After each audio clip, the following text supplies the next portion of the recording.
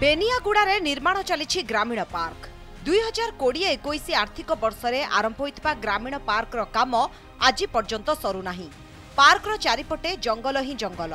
ठिकादार खूब चंचकतार सह चारिपटे पाचेरी और मुख्य प्रवेश द्वार काम करी चुप बसी। प्राय 50 लाख टंकार निर्माण काम चली। एपर्यंत केते टंका खर्च होईछि तार हिसाब कहा पाखरे नाही। केवल गोटे फलक तैयारी करी छाड़ी दिया जाइछि।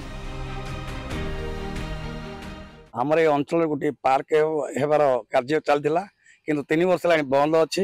लोक मैंने भावुले जहाँ गोटे पार्क हेले जिम रे कि खेली था बसिक मनोरंजन करते सका सन्ध्या बसिक खुशी कर चेष्टा कर 3 वर्ष है बंद है अंचलवासी बहुत मन दुख।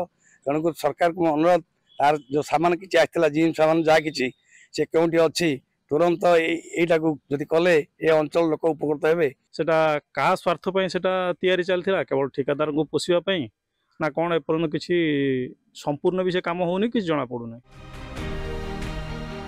चित्रकोंडा बड़पदर रालेगाड़ा बड़पोड़ा और पापर मेटलारे ग्रामीण पार्क पाई अनुदान आसी।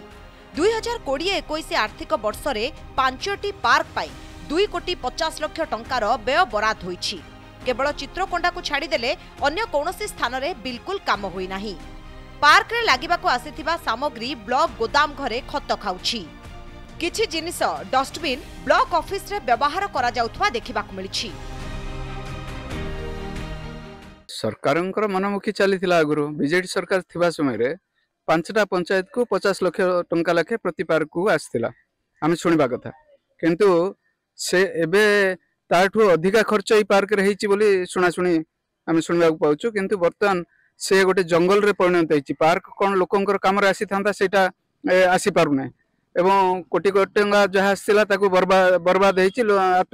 आत्मसात करिसंदे ऑफिसर माने आ किछि राजनेता माने। ग्रामांचल लोक मानक पई चित्रकोंडार बेनियागुड़ा ठारे निर्माण चलतिला ग्रामीण पार्क किंतु एबे एई पार्क अधपंतिया अवस्था रे पड़ी रहिछि। एठारे लागिबाको आस्थिबा सरंजाम एबे केउठार अछि ताहार उत्तर प्रशासन पाखरे नाही। तेबे देखिबाको बाकी रहिला प्रशासन एथि प्रति कोन पदक्षेप नउछि एवं एई कामर केबे तदंत करूछि।